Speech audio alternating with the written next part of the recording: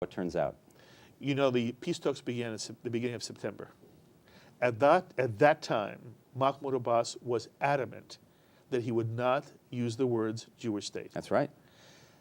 There has been a change almost only as we meet. That's right. It may have come because of this. Oh, I don't think so. Not because of the Loyalty Oath. Why?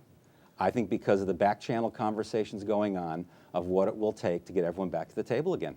I sense that had the Palestinians been saying all the time, of course we recognize Israel as a Jewish state, this would have been less necessary. Right, but you know why they can't? Because again, the other key final status issue that you already mentioned is right of return. That's right. Now, people know, the conventional wisdom, as they say, is that in the end there will not be any real right of return Correct. for Palestinians to Right. Israel, Right. but they want to give that up at the very end when they've gotten the territory they want, and they'll give that up, and then they can say it's a Jewish state, but they can't say it until then. But they just said it. You just quoted them saying it. He said they will recognize when. Everyone, Well, look, that's not a it's a problem. chess game. It's a chess game. That's not a problem. Everyone's moving their pieces very slowly towards the middle, and I hope that they find a way to get all the pieces lined up correctly. Okay.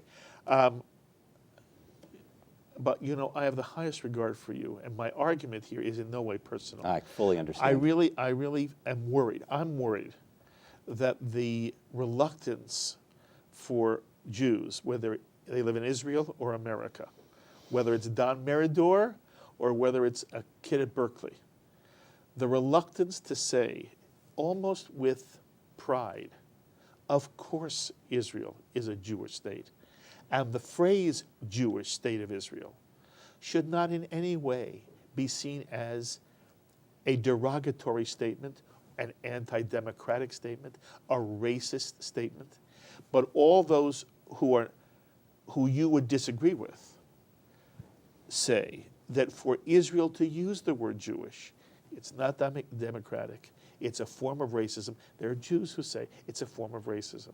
And my concern is that if Jews give up the understanding of what created the state of Israel, why it was created, and that it is a Jewish state or there's no point to it, I'm worried that at the moment this controversy feeds all those who want to, again, from my perspective, delegitimize the Jewish character and the Jewish purpose of the state of Israel. Right, and there's where we agree, that this controversy fuels that.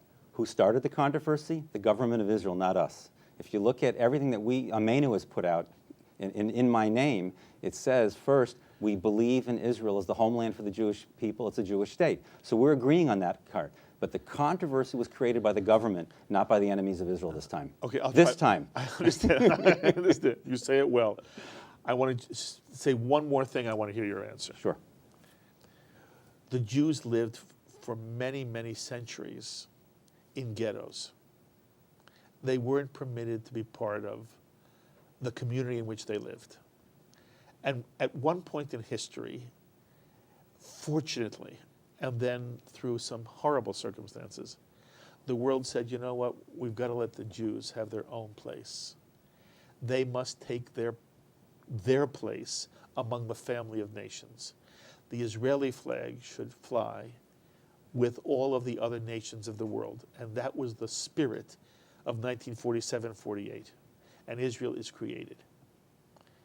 And I'm afraid now that although I understand what really bothers you is the timing of this and what you believe is the political subtext of it, the fact that Jews would not immediately say, of course we're the Jewish state, is in some way replicating on the international level the experience that you had inside nations, where once again there's a form of ghetto mentality that the Jew must ask permission to be Jewish.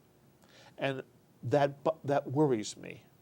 I understand the sophisticated point you're making, and you may be right strategically, but I'm concerned with a larger issue of Jewish identity and Jewish pride and all those kids who say, well, if Israel is going to be a Jewish state, I'm not interested. That seems to me to be a red flag to us, and that people with your ability to articulate the vision of what the Jewish people are and what the state of Israel. I want you to be out there trying to convince kids that that's not what the Jewish state of Israel is, even at this point in time. Anyway, that's a concern I have. I want you to address it. Well, and we share that concern, and that's why, again, I view this loyalty oath sidetracking us for the important work that we have to do. And that's why, again, I'm not trying to advertise this for our organization, but we run Zionist youth camps, and we run student organizations, and we do outreach to make them proud to be Jews and proud to be supporters and Zionists of the Jewish state. So I agree with you 100%. I think that's what's in front of us. And I think, yes, times like this, it's more difficult. We soldier on. We give them a strain of Zionism identity, and we're out there working with youth and students all the time. Okay. Tell me why it isn't a symptom of a ghetto mentality on a international scale. Because I think that there is enormous pride for Israel. I think that when Israel does something they can be proud of, they don't say, oh, I don't identify with that. So that's why I'm saying that I think this, in a case like this, when it comes out as sort of an ugly piece, who made it ugly? Who made it? Oh, but it's only ugly if Jews criticize it. Right, but again, this came out of Israel, Mark. It should come out of Israel. No, I'm saying the criticism came out of Israel. You look at every Israeli newspaper, and a third of the cabinet came out against it. So you can't blame American Jews and journalists on this one. Israel itself is very divided over this. Yes, it is. Yes, it is. And so that's why I'm saying, if you're saying now, well, actually Israel's developing this ghetto mentality, look, this is Israel. It's a dynamic place, and there's all views expressed there. I already described to you an Israeli, and you... Right, but I'm not talking, that was a non-Zionist Israeli already. I'm talking about government ministers who care very deeply about Israel, and journalists who care very deeply about Israel and its Zionist profile. Again, across the political spectrum, I can provide you with the columnists, I'm sure you've seen them already, saying, boy, was this dumb. And that's where I'll stop. Okay. You did very, very well, and I appreciate your time. I appreciate your loveliness, and I appreciate the way you articulate. I'm not convinced yet, and neither are you of my position, so we will leave it right there, and we'll see how it evolves. I think you're right. There's less of a chance of its passing, and I think we do sort of stand shoulder to shoulder on this notion that we don't want Israel to apologize for being a Jewish state, and we don't want young people to ever feel that if the Jewishness of Israel is stressed in what you would call an appropriate fashion as opposed to inappropriate fashion, that there should ever be a student backlash or a backlash within the Jewish community to that concept, that Israel is in fact a Jewish state, is meant to be a Jewish state, which then welcomes non-Jews to be equal citizens. Do we agree? We agree on that, and I enjoyed this today, and thank you very much for having me. You're wonderful, and I hope you come many, many times and sit across from me. I love having you. I love having you. Pleasure. Thank you. And that was Ken Bob, the thoughts of Ken Bob, the president of the labor Zionist organization Ameinu. I hope you enjoyed hearing him as much as I enjoyed speaking with him.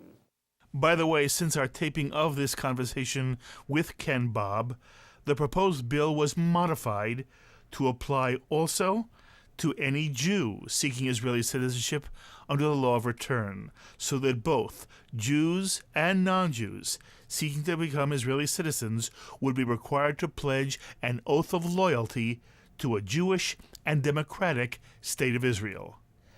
As always, I invite you to be in touch with me. Share your own thoughts on this subject with me. You can agree or disagree, as you always do. And if you would like to be in touch with Ken Bob yourself, you can always do so by emailing me, and I will forward your emails on to him. So please be in touch with me by email or by mail. I look forward to hearing from many of you. Until the next time, I'm Mark Golub. Be well, my friends.